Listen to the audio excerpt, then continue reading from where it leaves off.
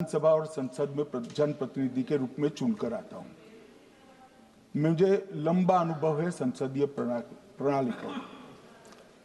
विपक्ष के नेता महोदय कहते हैं कि पहले मेरी बात का आप जवाब दीजिए, मैं सुनना चाहता हूं। आपकी मुनसफी से संसद नहीं चलेगी। मेरे आप बोलने का क्रम मैं तय करूंगा।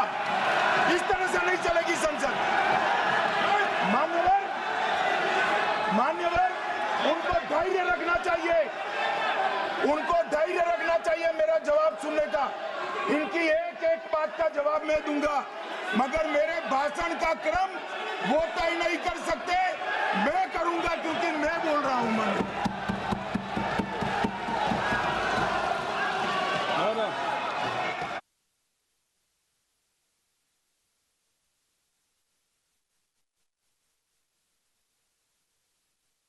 एक मिनट गृह मंत्री जी, एक मिनट गृह मंत्री, क्या गलत बोला उन्होंने यही बोला, आपने जो बात उठाई है मुझे कब बोलना है मैं तय करूंगा, यही बोला ना। उसमें क्यों उत्तेजित हो रहे हो आप? हाँ, आपके 2-2 मिनट में खड़े होने से थोड़ी जवाब देते रहेंगे। नो, माननीय गृह मंत्री नहीं हो सकता। मैं आपको फिर मौका दूंगा, आपको।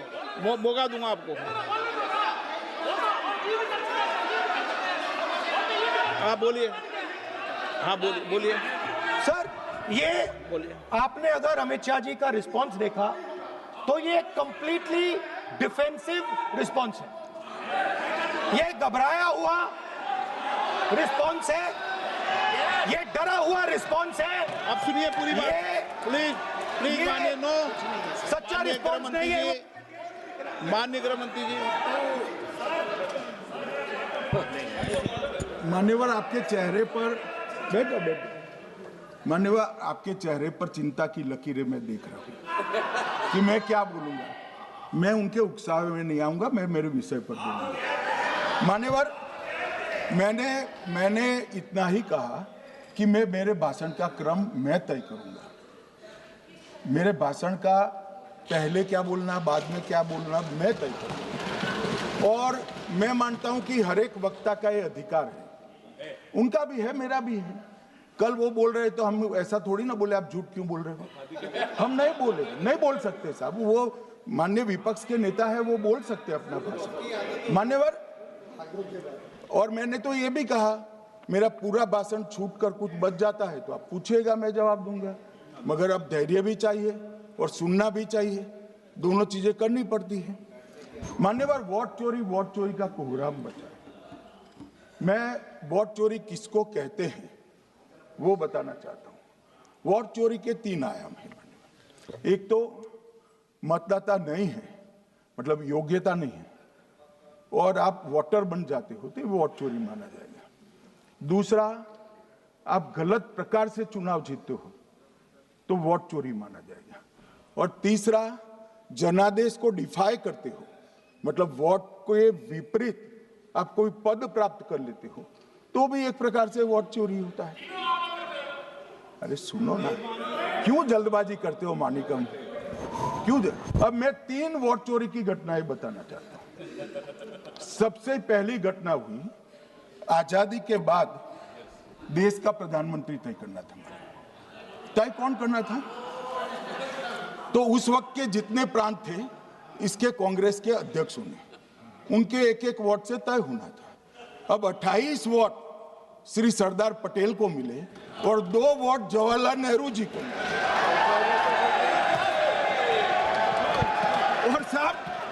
और साहब प्रधानमंत्री जवाहरलाल जी बने।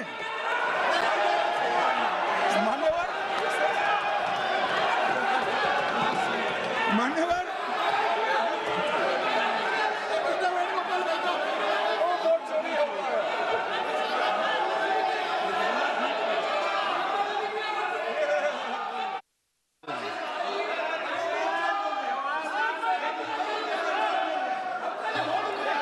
प्लीज माननीय गृह मंत्री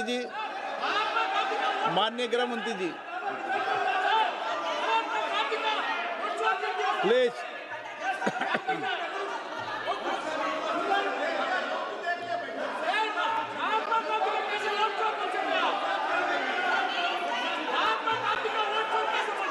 बैठो बैठिए माने। प्लीज प्लीज प्लीज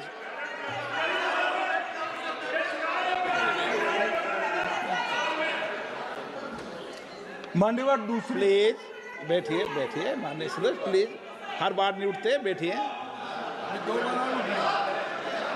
मान्यवर दूसरे प्रकार की वोट चोरी और नैतिक तरीके से चुनाव जीतना, ऐसी वोट चोरी भी भूतकाल में एक बार हुई थी।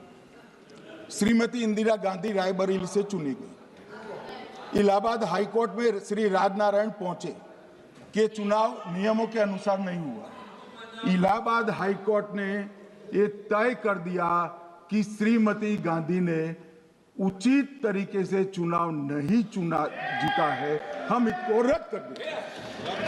मान्यवर, ये भी वोट चोरी थी, बहुत बड़ी वोट चोरी थी। और उसके बाद में क्या हुआ? उसके बाद में क्या हुआ? उसके बाद में वो वोट चोरी को ढकने के लिए संसद में कानून लाया कि प्रधानमंत्री के खिलाफ कोई केस ही नहीं हो सकता। मैं विपक्ष के नेता को कहना चाहता हूं, इम्यूनिटी की बात आप चुनाव आयोग की पूछ रहे हैं, इसका तो मैं जवाब दूंगा, इसका मैं जवाब दूंगा इम्यूनिटी का। मगर ये इम्यूनिटी जो श्रीमती गांधी ने दी थी, इसके लिए आपका क्या कहना है? और उन्होंने तो स्वयं के लिए ले ली। उनका आरोप है। प्लीज, ऐसे नहीं चलता मान्यवर, आप जब बोले, जब 5-5 मिनट में उठेंगे क्या? ये मान्यवर, उनका आरोप है। आप भी बोले, आप भी बोले, आप भी बोले। नो, गलत। 1-1 मिनट में सदस्य नहीं उठेगा ना। मान्यवर, उनका आरोप है कि सरकार ने बनाया तो लोकतंत्र ने बनाया, तो जो उस समय का केस था वो बताया है, आगे का तो बताया। मोदी जी को भी सब लोगों ने प्रधानमंत्री बनाया है भाई, आपकी कृपा से नहीं बने हैं। मान्यवर,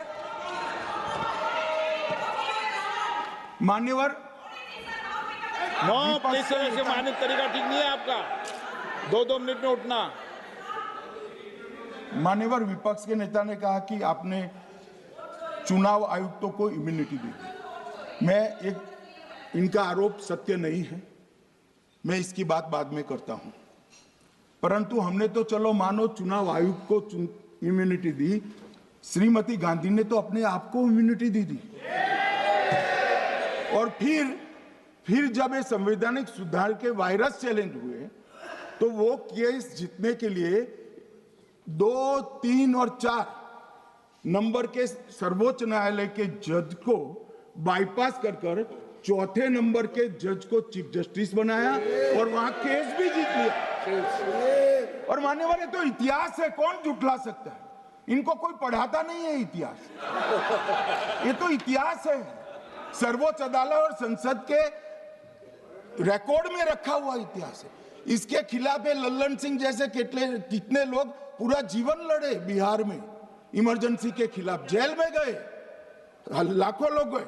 और तीसरी वोट चोरी कहना चाहता हूं, तीसरी वोट चोरी का प्रकार मैंने बताया था कि योग्यता नहीं है और मतदाता बन जाना। अभी एक वाद पहुंचा है, वाद मतलब डिस्प्यूट पहुंचा है दिल्ली की सिविल अदालत में। उसमें डिस्प्यूट ये है कि सोनिया गांधी जी इस देश की नागरिक बनने से पहले मतदाता बने।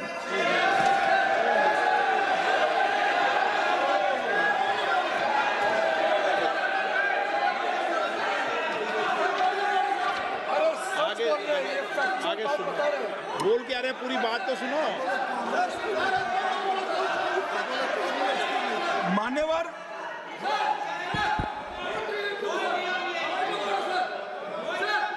मान्यवर, मैंने इतना ही कहा है कि अदालत में केस चल रहा है जो फैक्चुअल है। अब जवाब तो उनको अदालत में देना है, सोनिया जी ने यहां क्यों दे रहे? अदालत में जवाब देना है।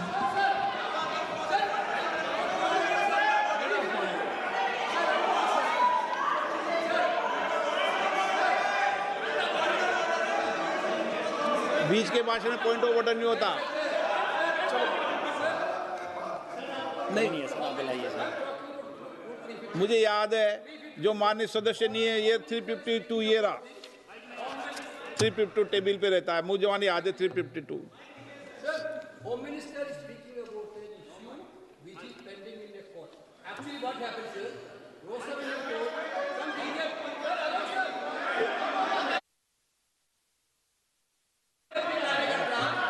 filed a case on Madam Sonia Gandhi's voting on that 80. Sir, that Rosa Avenue Court dismissed that case without, there is no substance in that case. Okay. After that, the same person given an appeal. Gandhi not even voted in that election. I am challenging Home Minister. Okay. Sonia Gandhi not even voted that election. Can you prove it? Can you prove it? Sir, misleading statement a Home Minister doing. Sir, you are. What is this, sir? एक minute please दादा, एक minute please. No, बैठिए। No मान्य please. देखिए माननीय सदस्य, 2 दिन से मैं चर्चा को सुन रहा हूं और 2 दिन से चर्चा को सुन रहा हूं और 352 आपने भी पढ़ा है, मैंने भी पढ़ा है, ठीक है ना। कई बार इधर से भी उधर से भी इस विषय को कई बार बोला गया है। जब डिबेट चलती है उसके संदर्भ में कई विषयों को बोला जाता है, ठीक है ना। और इसीलिए सुनिए बात, माननीय गृह मंत्री जी ने, आपने आधी बात सुनकर हर 2-2 मिनट में उठने लगोगे, ऐसे चर्चा नहीं होती। आप उनकी पूरी बात को सुनिए, क्या संदर्भ था, उन्होंने कोई फैसला नहीं दिया है, उन्होंने एक जानकारी जो आई है वो जानकारी सदन के पटल पे रखी है। अब मुझे सुनिए तो, अब आपने एक मुद्दा खड़ा किया, मुझे जवाब तो देने दीजिए। मान्यवर, मैंने कुछ ऐसा नहीं कहा, मैंने सिर्फ इतना कहा है कि एक वाद दायर हुआ है दिल्ली की अदालत में, मैंने कोई कंक्लूजन नहीं कहा। मैंने कहा कंक्लूजन का, मैंने कोई कंक्लूजन नहीं कहा। कंक्लूजन तो जब उनका नोटिस का जवाब वो दे देगी तब अदालत देगी, तब फिर से बताऊंगा मैं। मगर अभी तो मैंने सिर्फ इतना कहा है कि वहां एक केस रजिस्टर्ड हुआ है जिसमें श्रीमती गांधी को नोटिस इश्यू किया है। इसमें इतने लाल पीले होने की जरूरत क्या है? मान्यवर, हम सबका साझा दायित्व है, हम भी विपक्ष में बैठे, हम चुनाव जितने जीते हैं इससे ज्यादा हारे हैं। हम लोगों का तो एक प्रकार से पौना जिंदगी ही विपक्ष में ही चला गया, चाहे राज्य हो या केंद्र हो। कई चुनाव हमारे, हमने चुनाव आयुक्त और चुनाव आयोग पर कभी आरोप नहीं लगाया। एक नया पैटर्न खड़ा, एक नया पैटर्न। मैं पूरा वाक्य नहीं बताना चाहता। श्रीमती ममता बनर्जी ने चुनाव आयोग पर आरोप लगाए, स्टालिन जी ने लगाए, बीडी सतीशन जी ने लगाए, श्री राहुल गांधी ने लगाए, मल्लिकार्जुन खड़गे जी ने लगाए, तेजस्वी यादव जी ने लगाए, अखिलेश यादव जी ने लगाए, वी शिवन कुट्टी ने लगाए, हेमंत सोरेन जी ने लगाए, भगवंत मान जी ने लगाए।